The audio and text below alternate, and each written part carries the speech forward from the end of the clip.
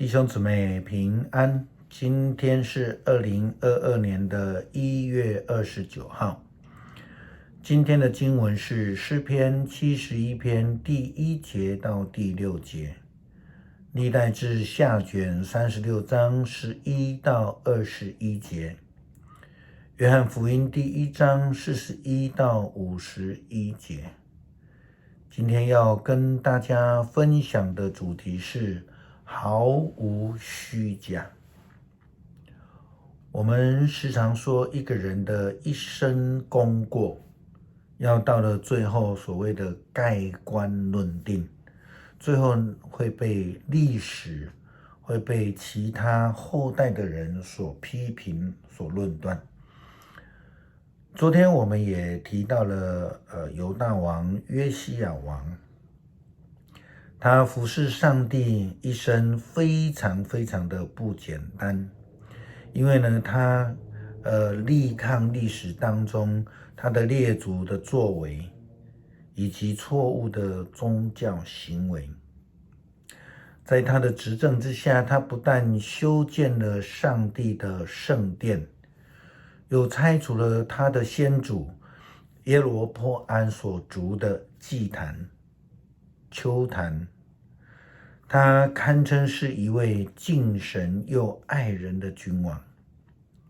但是非常可惜的是，约西亚王在面对埃及的军队意图入侵犹太地去攻打幼发拉底河的这个巴比伦帝国的时候，上帝虽然透过埃及的将军尼哥来告诉他不要参战，但是约西亚王失去了警觉，他拒绝听上帝的声音，因而他在战争当中丧失了生命。后来接续约西亚王担任这个犹大王的有约哈斯，他只担任了3个月的王，就被埃及的王给废除了。继位的约雅敬登基做王有11年的时间，但他却是上帝眼中行恶事的一个王。后来接续的王是约雅斤，他也是行上帝眼中看为恶的事。他在位只有大概3个多月的时间，他就被尼布甲尼撒王派人给掳去巴比伦了。尼布甲尼撒王设立了西底家为王，他也是一个行了一切上帝看为不好的事的人。他最严重的问题是因为他不够谦卑，不愿意听上帝的话语。圣经这样告诉我们，他做了上主他的上帝看为邪恶的事，没有谦卑的听从耶利米先知所传达上主的话，他为所欲为的结果呢，就是导致了上帝的城耶路撒冷的陷落，以色列的人民被掳，圣城被毁。西底家的问题不但是对上帝不忠心，对于自己的誓约也不诚实，可以说是他是一位虚假的人。圣经告诉我们，尼布甲尼撒王曾经强迫西底家奉上帝的名发誓忠心于他，但是西底家背叛了他。西底家顽固不肯悔改，不转向上主以色列的上帝。这段经文也记载在列王记下25章，耶利米书52章。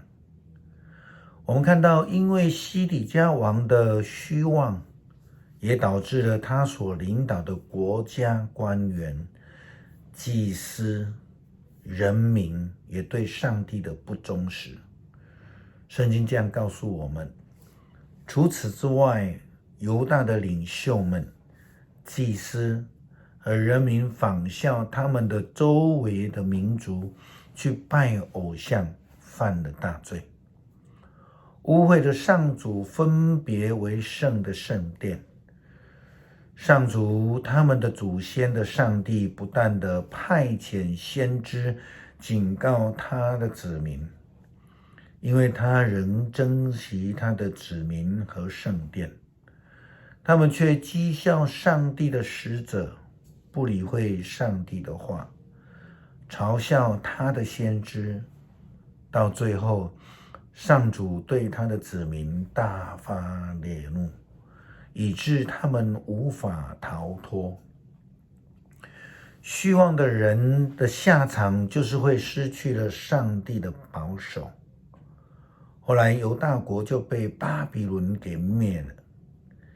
耶路撒冷以及犹大国的惨状，正如同先知耶利米的预言所提到的。上主借着耶利米先知所预言，这块土地要荒凉70年，我要补足那没有被遵守的安息年。这话实现了，年轻人被杀死，男女老幼都被带到这个巴比伦去了。他们的圣殿被毁，财物被洗劫，圣殿的宝库、王和臣仆的财宝，以及所有的东西都被带到了巴比伦去。人民就被迫在巴比伦做了奴隶。基督徒不但需要有诚信，对于誓约更不能等闲视之，要非常的在意和重视的，因为上帝看重人的诚信。如同这一周的新眼光读经当中，我们所研读的何西阿先知书所要告诉我们的，基督徒与上帝的关系必须建立在诚信上，否则就如同上帝命令何西阿先知去娶一位妓女，用于表示上帝对以色列人的不忠心，是非常的不喜悦。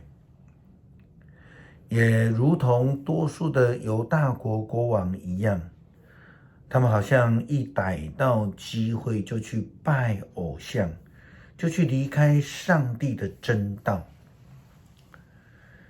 耶稣基督对于拿但业的评语，也让我们看出上帝真的喜欢我们毫无虚假、心无诡诈的来跟随他。我们看到拿但业实实在在，不但是因为他心里没有诡诈，更是因为他是一位单纯相信的人。耶稣对拿但业说，因为我告诉你，我看见你在无花果树下，你就信了吗？你要看见比这更大的事呢。单纯相信的人将要看见上帝的国度。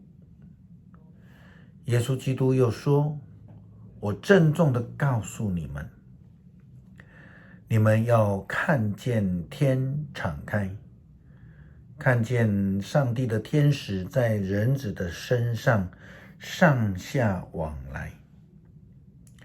盼望我们能够学习拿但业的单纯，心中毫无虚假，愿意相信上帝，愿意遵行上帝的旨意。约西亚王是我们非常好的一个警惕，我们要忠心相信并且遵行上帝的旨意，直到末了，否则就会变成了半途而废的信仰。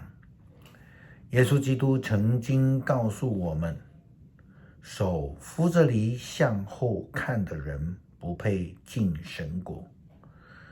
坚持到底也是一种诚信、不虚假的信仰表现。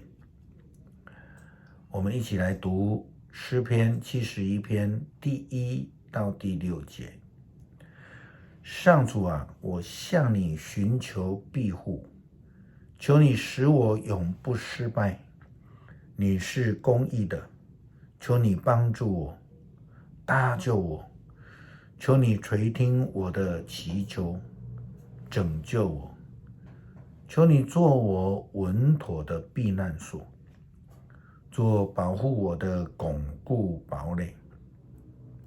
因为你是我的避难所，我的堡垒。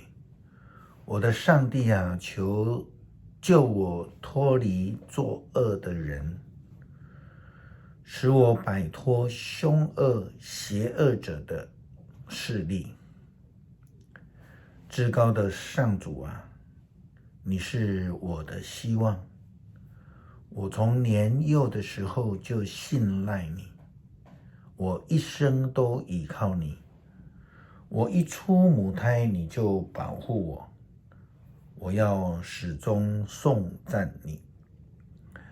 感谢上帝赐给我们保守的应许，让我们在面对武汉肺炎的肆虐、疫情的威胁时，有主的保守看顾。求主帮助我们能够忠心的跟随倚靠，全心倚靠，不会偏离，并且坚持到底。这样祷告是奉主耶稣基督的名求，阿们。